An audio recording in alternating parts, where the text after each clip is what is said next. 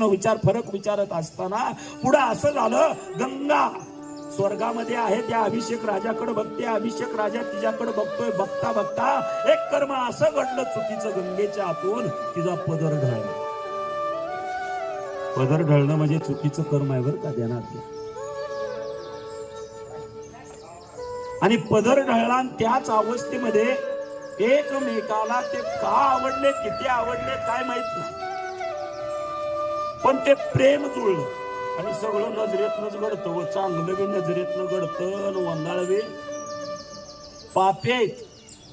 तुम्ही जुनागडला गेला ना, नरसिंह मेहता महाराज त्या ठिकाणी त्यांचं चरित्र आहे का, असं झालं होतं, तीर्थयात्रेला निघालेले असताना त्या ठिकाणी तीर्थाला चालत चालले, पण एक सुंदर अशी पांढऱ्या साडीतली सुंदर स्त्री त्या आडावर पाणी भरत होती. पाणी भरलं, डोक्यावर घागर घेतली, ती निघाली. त्या घागरीला थोडस छिद्र पडलेलं होतं, ते पाणी पाजरायला लागलेलं होतं. पाजरणाऱ्या पाण्यातून त्या ठिकाणी पांढरं वस्त्र भिजलं. भिजल्यानंतर तिचं सर्वांग त्या ठिकाणी दिसू लागलं. ती नजर पापी त्या असणाऱ्या यात्रेला निघालाय तो संत, त्या असणाऱ्या त्या स्त्रीवर पडली. ते बघणार ते डोळ्यानं बघितलं, ते पापामध्ये ते वाहत वाहत वाहत ती स्त्री पुढे चालली आहे. हा पाठीमागे जातोय, ती स्त्री पुढे चालली आहे, हा पाठीमागे जातोय. जाता जाता जाता ती ओलेचिंब झालेली स्त्री त्या ठिकाणी तिच्या लक्षात आलं, हा पुरुष माझ्या मागे येतोय, मला बघतोय, माझ्या शरीराकडे बघतोय. तिनं त्या ठिकाणी पटदिशी घर गाठलं. घरात गेल्यानंतर घराच्या बाहेरूनच आपल्या नवऱ्याला, पतिदेवाला हाक मारते. हाक मारल्यानंतर पतिदेव तिकडून आलं, हा माणूस माझ्या पाठीमागे येऊ लागलेला.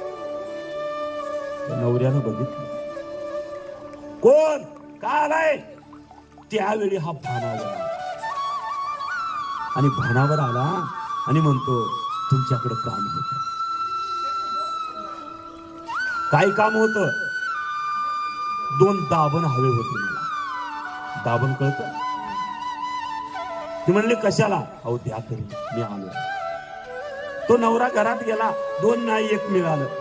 दाबण आणलं आणि त्याच्या हातात दिलं. आणि दिल्यानंतर त्यानं काय केलं, ते दाबण खचकन डोळ्यामध्ये घातलं आणि सांगितलं, ह्या पापी डोळ्याने मी यात्रेला चाललोय, पण ह्या नजरेनं दगा दिला, ह्या नजरेला जिवंत राहण्याचा अधिकार नाहीये.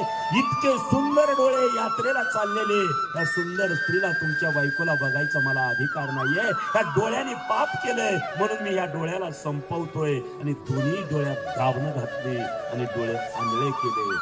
आंधळा झाला, त्याला म्हणावं संत, त्याला म्हणावं महंत, त्याला म्हणावं साधू. जी नजर धोका देते, ते नजरेला राहण्याचं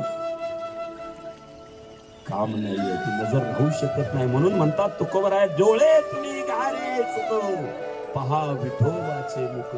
बाकीचं बघण्यासाठी डोळ्याला नाही हो. कान तुम्ही ऐका रे गुण, कानालाही सांगितलं तुम्ही नको ते ऐका. प्रत्येक इंद्रियाला भगवंतानं काम दिलंय, पण त्या गंगेच्या इंद्रियानं, डोळ्यानं धोका दिला. ते अभिषेकाकडे बघू लागले, अभिषेक गंगेकडे बघू लागला.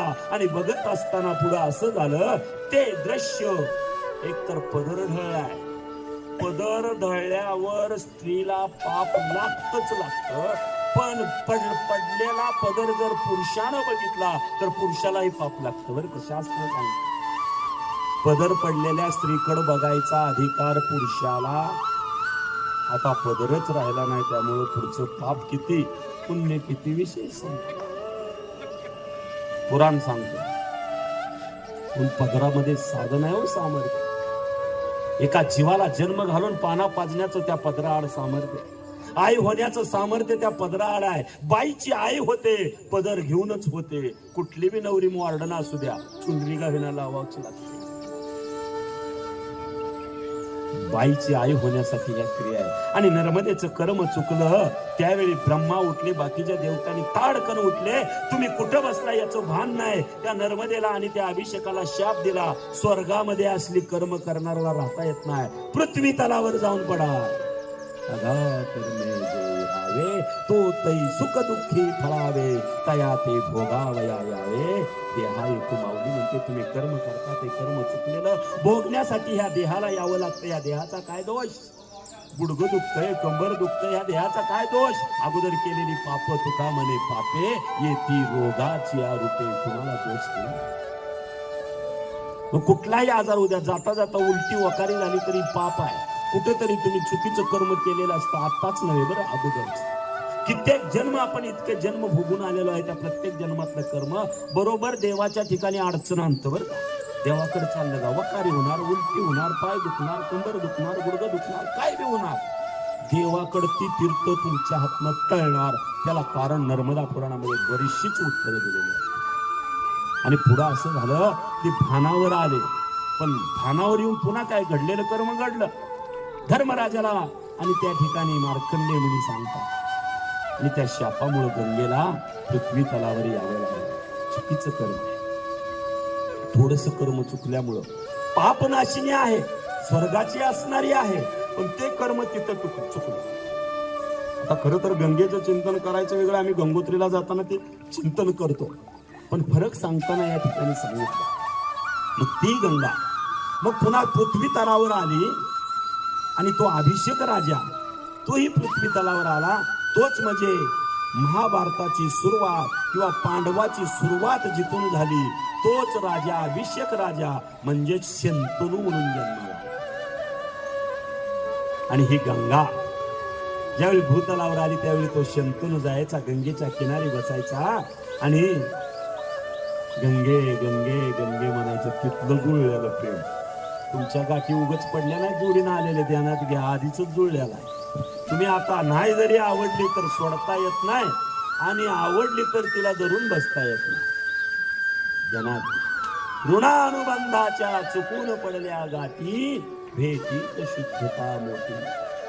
आवडू नाही तर न आवडू, नाता ज्याच्या गाठीच घट्ट नाही त्याला मिळतच नाही. त्या फार विचित्र घडलेलं. या पुराणामध्ये काय काय कथा इतक्या वेगळ्या आहेत